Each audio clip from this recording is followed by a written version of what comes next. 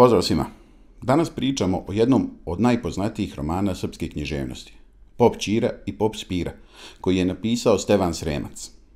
Ova knjiga nas uvodi u svijet vojvođanske svakodnevice uz mnogo humora, šarma i prepoznatljivih likova. Kroz rivalstvo dvojice sveštenika Sremac nam na duhovit način prikazuje male, svakodnevne ljudske slabosti i vrline, ali i slike života u jednom mirnom, malom mjestu. Hajde da zajedno zaronimo u svijet vojvođanskog sela i otkrijemo šta to čini ovaj roman nezaboravnim klasikom. Ne zaboravite da lajkujete, komentarišete i zapratite kanal za još zanimljivih priča iz svijeta književnosti. Pripovjedač nam u prvom poglavlju romana daje opširnu sliku banatske varošice čije ime ne saopštava, a koja će postati poprište zapleta. Opisuje njene široke i prašnjave sokake koji su često blatnjavi zbog čestih kiša. Nemaju trotoare, pa su im se zbog toga podsmjehivali temi švarci, što je često dovodilo i do tuča. Jendeci ispred kuća su uvijek puni vode u kojoj su se odomaćile žabe do te mjere da su ih mogli prepoznati po kreketanju. Mještani te varošice bili su vrijedni i imućni ljudi, pa su svojim radom mogli da hrane i popove kao i druge besposličare, među kojima su posebno prikazani Sovro Gajdaš i Gliša Sermijaš. Sovro je živio isključivo od svirke i nije ništa radio, a nije ni morao jer se nijedno veselje nije moglo zamisliti bez njega, pa su ga ljudi lijepo čašćavali. Gliša Sermijaš je bio lokalni pijanac koji bi se pojavljivao na svakoj svadbi, sahrani, ali i bilo kakvom drugom okupljanju gdje bi imao priliku da pije. Osim njih dvojice, redovni gosti bili su i dva popa, koji su dolazili poslovno, da vjenčavaju, krštavaju i sahranjuju, ali su koristili priliku da svojski napune trbuhe, ne stideći se da za sofrom zapovjedaju da im se da najbolji komad mesa ili krofna koja bi im izgledala ponajbolja. Tako je varošicom kružila čuvena priča kako je jednom prilikom, dok je razgovarao sa domaćicom koja je pekla krofne, pojeo punu veš korpu na ženino zaprepašćenje. Varošica je imala svoj ustaljeni tempo života gdje se znalo kako izgledaju sahrane imućnih, a kako sirotinje. Kada umre siromašan čovjek, onda samo jedan pop dolazi, a ukoliko umre neko bogat, dolaze obojica, a onda dugo sjede, jedu i piju, hvaleći pokojnika, ističući vrline koje onaj nije ni imao.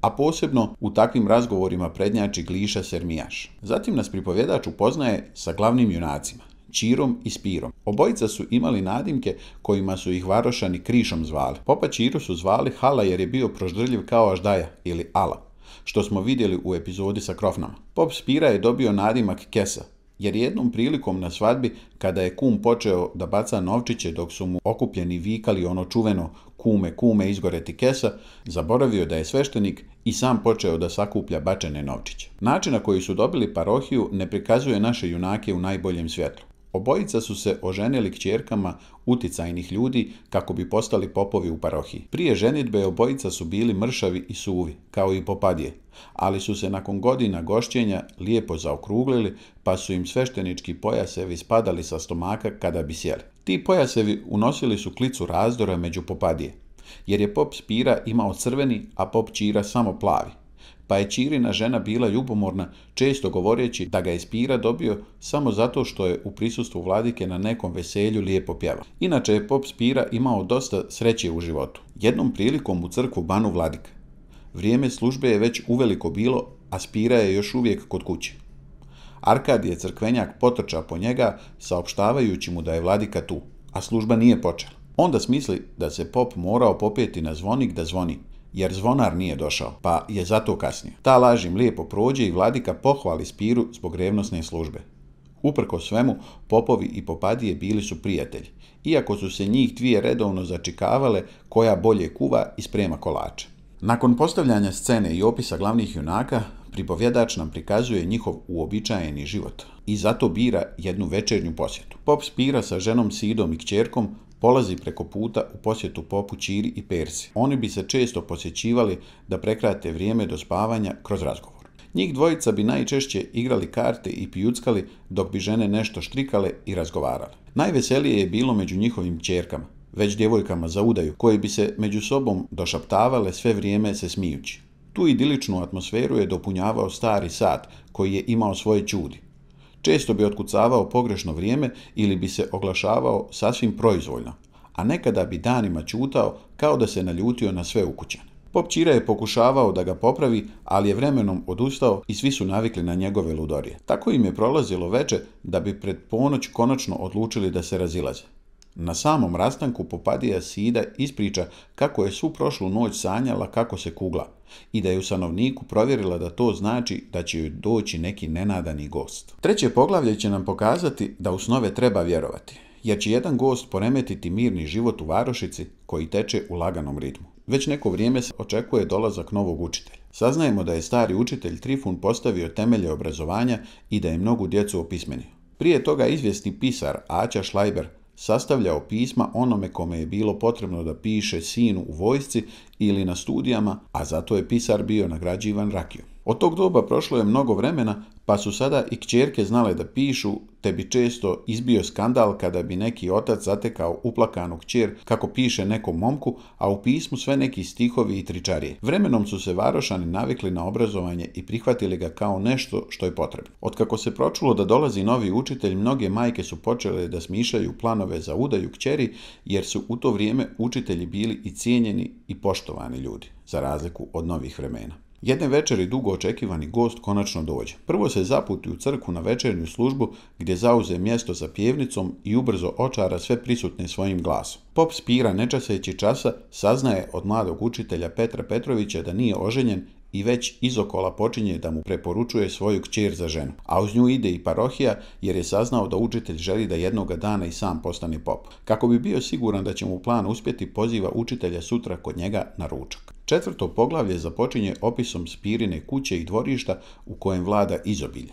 Vidimo da su godine službe stvorile od njega pravog domaćina. Stevan Sremac prikazuje i popa Spiru, a i njegovu porodicu, kao proste ljude, koji nisu mnogo učeni i ne znaju mnogo o književnosti, muzici ili umjetnosti, ali su zato pravi domaćini i vrijedni ljudi. Idiličan i miran život već dugo narušava Patak koji se pročuo i u selu kao otac mnogobrojnih pačića, pa su se seljaci zbog tih njegovih osobina podsmijevali Spiri. Zbog toga on jednom zatražio od Popadije Side da ga pripremi za sutrašnji ručak, ali ova nije željela da to učini, pa je skrojila kožnu kecelju za Patka kako bi ga obuzdala. Učitelj je bio u prolazu i svratio je da se pozdravi. Zatiče Julu u kućnim poslovima i bilo mu je drago zbog toga. Popadija i učitelj razgovaraju o seoskom životu. Sida se pretvara da je takav život pun mana, ali je učitelj stao u odbranu skromnog života, čak govoreći da bi mu život na selu odgovarao. Sidi je drago što to čuje i nada se da će uspjeti da uda kćerku za njega, predstavljajući je kao vrijednu i skromnu djevojku. Pop Spira ponudi učitelja Peru rakijom, koju je ovaj uporno odbijao, ali je na kraju popio samo pola čašice, i to samo zato što ga je Jula zamolila da to učini njoj za ljubav. Sidi se svidjelo što je učitelj protivnik pića, ali Pop Spira je prozreo da učitelju alkohol nije stran. Učiteljeva posjeta Spirinoj kući nije prošla neopaženo. Sluškinja Erža raportira Popadiji Persi, Ćirinoj ženi, da je učitelj otišao kod komšije Spire. Persu to naljuti i zabrinu jer je i ona kao i Popadija Sida željela da uda svoju kćer za učitelja. Budući da je bila promućurna žena, vrlo brzo je smislila plan. Poslala je Eržu kod komšija kako bi zamolila da joj pozajme mačka jer su im se u kući pojavili miševi. Tu pripovjedač koristi priliku da nas upozna sa Ćirinim mačkom po imenu Marko. Ali su ga svi u kući zvali Lopov, jer je stalno vrebao priliku kako bi se dokopao bilo čega da pojede. Bio je izuzetno lijen i nije bio nimalo zainteresovan da lovi miševe i pacove. Mačak popa Spire bio je sušta suprotnost. Rođeni lovac koji bi znao i po nekoliko dana da strpljivo čeka priliku kako bi ulovio miša. Erža je otišla kod Spire koristeći mačka kao izgovor. I tamo naravno zatekla učitelja koji je došao u goste. Pažljivo je sve pratila, a potom donosi svoj špijunski izvještaj Popadiji Persi. Opisuje učitelja kao mladog i lijepog čovjeka dostojanstvenog držanja. Pa Persu još više naljuti što je Popadija Sida dobila prednost u ovoj igri, koja je počela jer su obje imale namjeru da udaju svoje kćeri za njega. 6. glava romana počinje opisom nedjelje na selu, za koju pripovjedač tvrdi da je mnogo ljepša nego nedjelja u gradu. Svi se spremaju i sređuju za odlazak na liturgiju, koja predstavlja priliku da se svi prikažu u što boljem svjetlu. Iz kratke epizode saznajemo za pisara Timu, koji mami uzdahe svih djevojaka u selu i zbog toga često dolazi u nepriliku sa ostalim momcima koji ga zbog ljubomore znaju sačekati noću u mračnim sokacima i batinama naučiti pameti. Tog jutra niko nije pominjao novo lice u selu, ali su svi žurili da ne zakasne na liturgiju, nadajući se da će čuti učitelja kako pjeva. Njihova očekivanja bili su zadovoljena, pa čak i premašena. Učitelj je opet pjevao i svi su pohvalili njegov glas. Međutim, iznenađenje je bilo to što je pop Spira držao besedu, koji je bio poznat po tome da ne voli da govori na liturgijama. Ponekad bi ga pop Ćira nagovarao da govori, ali i to samo kada su neki veći praznici, pa je ova beseda izazivala veliko čuđenje među seljacima. U 7. poglavlju približavamo se zapletu romana koji će seoski život dovesti do usijanja. Kao što je i dogovoreno, učitelj je nakon liturgije pošao sa Spirom kao gost na ručak. Usput se divio bogatstvu i imanju crkve, a Spira mu je pokazivao crkvene kuće i imanja kao i kuće viđenijih ljudi u selu. Pripovjedač koristi priliku da nam pobliže opiše popovu kuću u kojoj su sve stvari ogromne, jer je Spira uvijek kupovao velike stvari. Popadija Sida dočekuje gosta i smještajući ga za sto onako usput dodaje da je Juca danas pripremala ručak. Dok jedu, Pera hvali trpezu, a posebno mu se svidjela gužvara. Spira je uspio da nagovori učitelja da proba vino koje pop izuzetno hvali. A pošto se nisu zadržali na jednoj čaši, jezik mu se razveza i poče da se prisjeća pijanstva iz mladosti. Sida se plaši da ta priča može otići predaleko i opominje ga, nudeći im kafu u nadi da će malo da se rastrijezni. Tada Popadija ugrabi priliku i pripremi se da slatkorječivo skrene pažnju na Jucu, koja bi trebalo da se udaje, a uz nju budući mladoženja dobija i bogati miras. Tek što je počela, u kuću upadaju Popadija Persa sa kćerkom Melanijom i Ćirom. Melanija sjeda pored učitelja koji se sad našao između nje i Juce. Sida kipti od bijesa jer shvata da je dobila opasnu konkurenciju prije nego što je uspjela da dovrši posao. A posebno je ljuti što se Melanija mnogo bolje snalazi u razgovoru sa Perom, dok Juca samo ćuti, smješka se i povremeno kaže nekoliko riječi. Za to vrijeme popovi su se predali vinu i razgovorima o svjetskoj politici, ne primjećujući tenzije koje rastu. Sida umalo ne napravi skandal kada je vidjela Persu koja je svojom maramicom brisala čašu, pokušavajući da ukaže na nehigijenu domaćice, ali se u posljednjem trenu suzdržala. Situacija se malo smirila kada su prešli u Ćirinu kuću koja je siromašnija, ali namještena sa više ukusa. Već po samom enterijeru moglo se zaključiti da se tu mnogo više poštuju umjetnost, kultura i znanje. Posebnu pažnju svakom posjetiocu privlačio je klavir na kom je Melanija često svirala. Osim klavira bilo je tu i mnogo knjiga na srpskom i njemačkom jeziku. Melanija je obožavala da čita. I to gospođa Persa naročito ističe nadajući se da će Peru tako osvojiti. U ovom poglavlju pripovjedač daje uporedni opis Juce i Melanije. Jula je malo krupnija, jednostavna djevojka, koju knjige i umjetnost ne zanimaju previše. Najviše voli da radi kućne poslove. Poslušna je i poštuje svoje roditelje. Kad god bi sa majkom išla na bal, nije bila previše spretna u razgovorima sa momcima, pa bi obično sve vrijeme presjedila u društvu sa ostalim majkama. Melanija je sušta suprotnost. Pohađala je žensku školu u kojoj je između ostalog naučila njemački jezik, razvila ljubav prema čitanju i sviranju klavira. Vitka je i osjetljiva. Za razliku od Jule, veoma je razmažena toliko da često roditelji slušaju nju umjesto da bude obrnuto. Ukoliko nešto ne bi bilo po njenom, prijetila je da će da se ubije tako što će skočiti u bunar i na taj način od roditelja dobijala sve što bi poželjela. Videći da Melanija uspješno vrti učitelja Peru oko malog prsta, Sida se bijesno odlučuje za osvetu. Uzima jednu čašu i upadljivo je zagleda, a potom poče da je briše. Persa shvata njenu namjeru i malo po malo Popadije započeše svađu u kojoj bijehu izgovorene teške riječi, nakon kojih Sida ljutito ode kući vodeći Julu sa sobom. Popovi nisu obraćali pažnju na incident i nastavili su da razgovaraju o svjetskim temama kao da se ništa nije desilo. Kada su došle kući, Sida je grdila kćer jer nije znala da se ponaša, a Jula se branila kroz suze. Pop Spira je već sutradan zaboravio sva dešavanja od sinoć i predveče predloži Popadiji da odu preko puta kod popa Ćire. Popadija se na to iznenadi i poče da se čudi njegovom prijedlogu. Spira njene riječi nije uzimao za ozbiljno, smatrajući da je to od sinoć bila sitnica preko koje je on već prešao, a trebalo bi da je i ona. Međutim, tu gospođa Sida poče da spletkari i da polako ubjeđuje svog muža da se to nije tek tako desilo. Prvo mu je pričala o tome na koji način je Melanija sinoć preotela učitelja Peru od njihove kćerke Jule. Ali Spira tome nije pridavao neki značaj.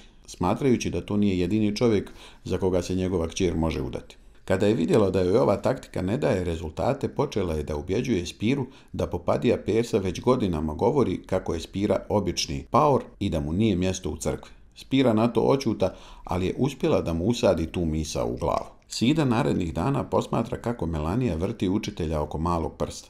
Gleda kako se šetaju ispred kuće zajedno, čitaju pod drvetom i sve u svemu postaje joj jasno da je njena misija da uda kćerku za učitelja propala. Da njena muka bude još veća, ona nije mogla da sjedi pred kućom kao što je navikla, da ne bi gledala njihovo ašikovanje. Ubrzo je smislila plan. Sačekala je da Spira ode na put, a onda je uzela rešeto, spravu koja služi da se oplijevi žito, i iznijela je na sokak baš u vrijeme kada su se njih dvoje šetali. Digla se velika prašina, a rešeto je pravilo nepodnošljivu buku, tako da se nije moglo razgovarati. Pa Melanija predloži učitelju Peri da nastave svoje razgovore sutra. Međutim, i sutra ih je sačekala ista situacija, a Popadija Sida je bila uporna u svom naumu da im sabotira susret. I to potraja 3 dana.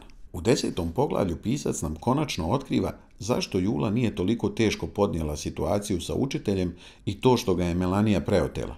A razlog je bio Šaca. Šacina tetka Makra je bila komšinica popa Spire.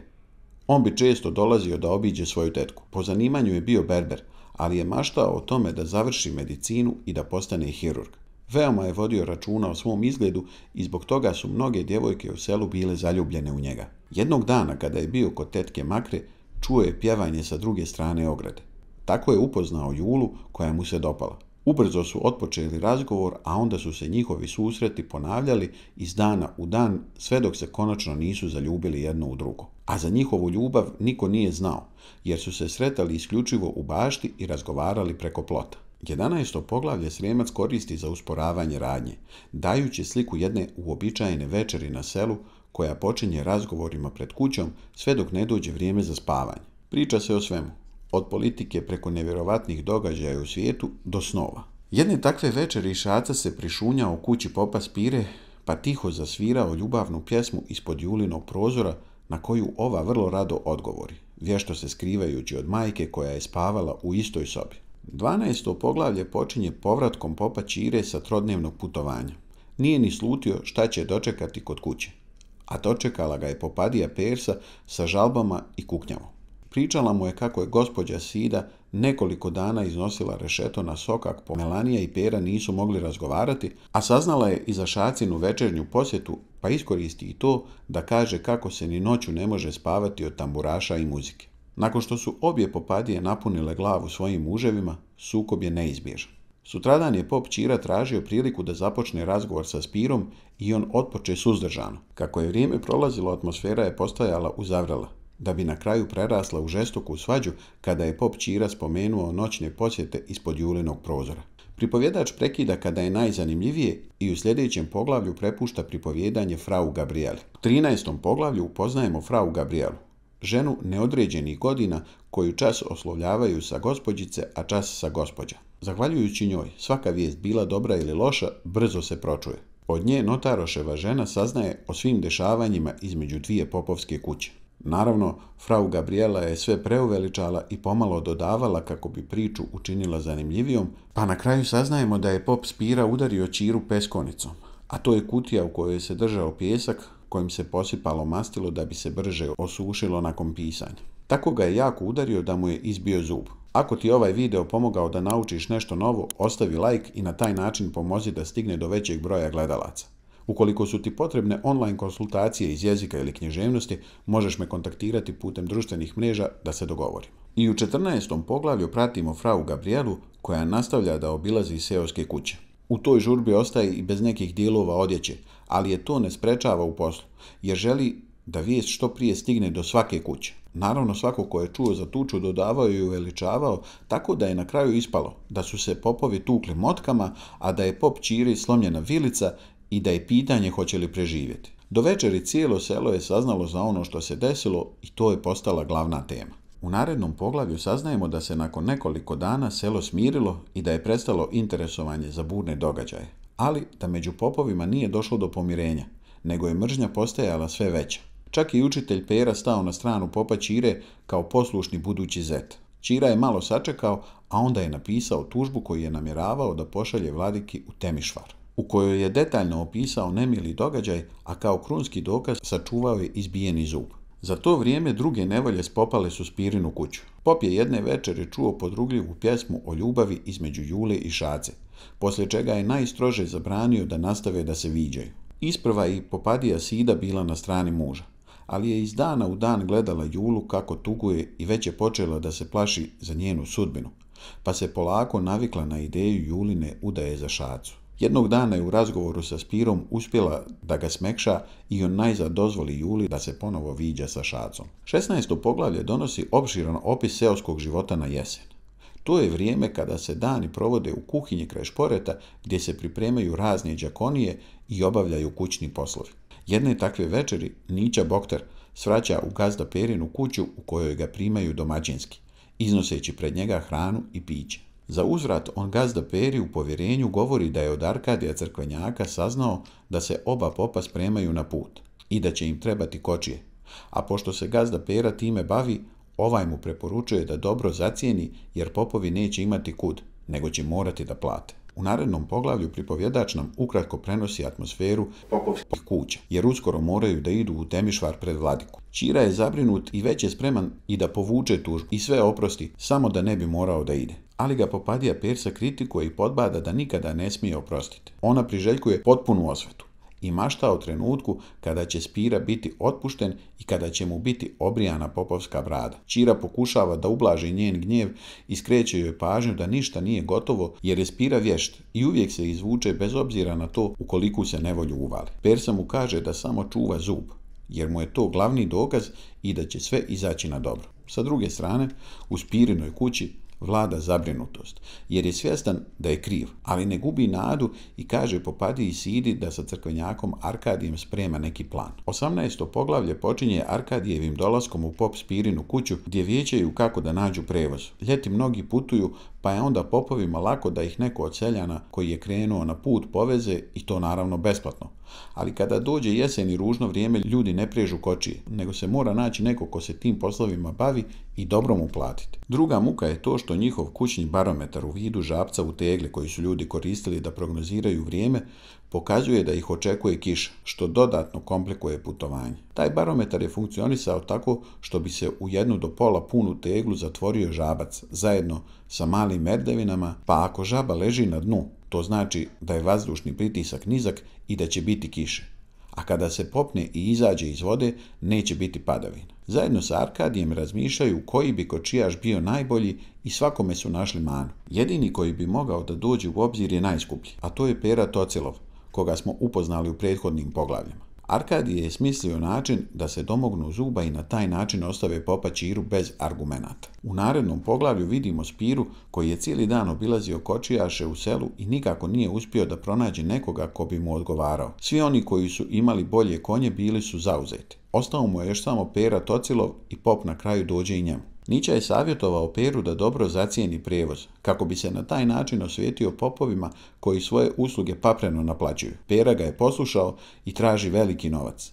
Spira bezuspješno pokušava da obori cijenu, ali mu to nikako ne uspijeva. Na kraju pristaje da za 10 srebrnjaka poveze njega i još jednog putnika. Arkadij je saznao da će taj drugi putnik biti baš pop Ćira. Tada saznajemo njegov plan. Trebalo bi krenuti oko podne tako da ne mogu za jedan dan da stignu do Temišvara, nego će morati da noće u Čeneju, kod popa Oluje, koji je prijatelj obojici, ali je prisniji sa Spirom. Tu bi se na neki način trebalo domoći onog zuba i tako ostaviti popa Ćiru bez dokaza, a Arkadije je pripremio za motuljak koji će podmetnuti umjesto ukradenog zuba. U 20. poglavlju naši popovi kreću na put. Ćira iznenađena, Persa zgrožena kada vide da će putovati zajedno sa Spirom. Prekorijeva Peru zbog toga, ali ovaj se brani kako je dogovor bio takav da može povesti još jednog putnika. I eto, slučajno se dogodilo da je to baš Spira. Znajući da nema kud, Ćira pristaje da tako putuju. Tu se niko ne zna kako nađe i frau Gabriela, koja se iznenadi što vidi da ova dvojica putuju zajedno. Poželi im srećan put i otrča kako bi mogla da raširi tu vijest po selu.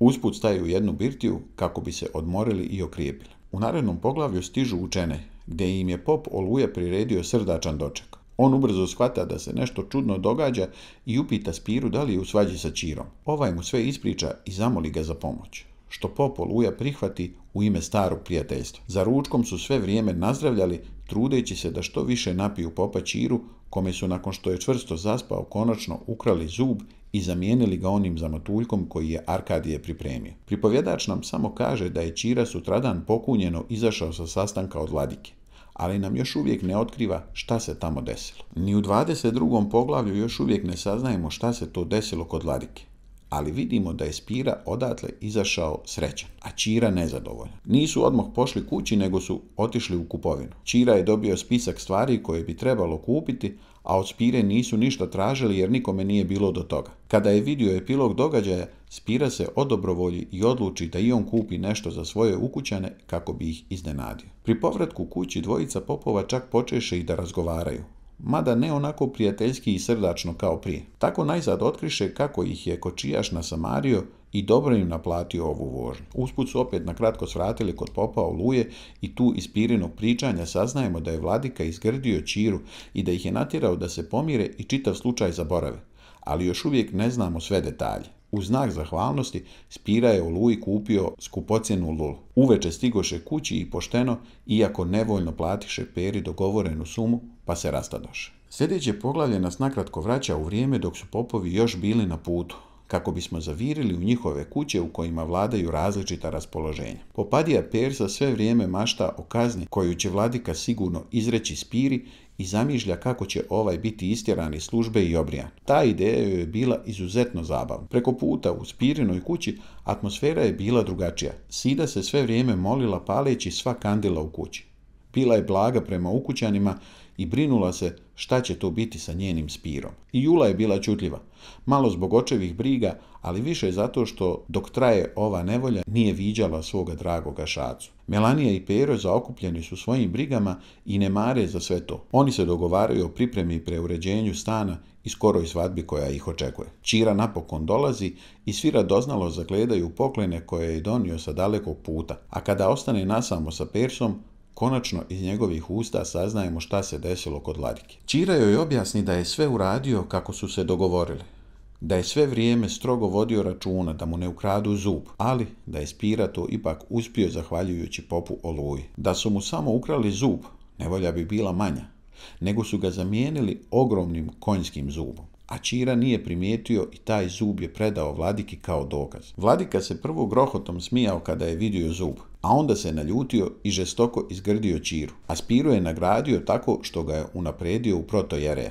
Persa je pobjesnila od muke kada je shvatila šta se desilo i da je njen Ćira osramoćen, a Spira se opet po ko zna koji put izvukao. Ne zaboravi da ostaviš like kako bi ovaj video stigao do većeg broja gledalaca. Ako su ti potrebni online časovi iz književnosti ili jezika, javi mi se na društvenim mrežama da se dogovorim. U 24. poglavlju kontrast se pojačava jer vidimo Spirin dolazak kući u kojoj se slavi spasenje i pobjeda. Spira ispriča Sidi šta se desilo, praveći se da ne zna zašto je Ćira donio konjski zub. To je veoma odobrovoljilo gospođu Sidu koja ima lijepe vijesti. Šaci je umrla neka tetka i dobio je veliko nasljedstvo, pa planira da ide u Beč da studira i postane hirurg. Zbog toga se dogovore da se mora ubrzati sa vjenčanjem prije nego što ode, a te večeri će se vjeriti. U svečanoj atmosferi Šaca dolazi sa tetkom Makrom da isprosi Julu, a onda nastaje veselja i gozba uz muziku koje je potrajalo do dugo u noć. Sidi je bilo krivo što nije ljeto pa da su u dvorištu, kako bi popadija Persa čula njihovo slavlje. U pretposljednjem poglavlju saznajemo frau Gabrielinu verziju događaja.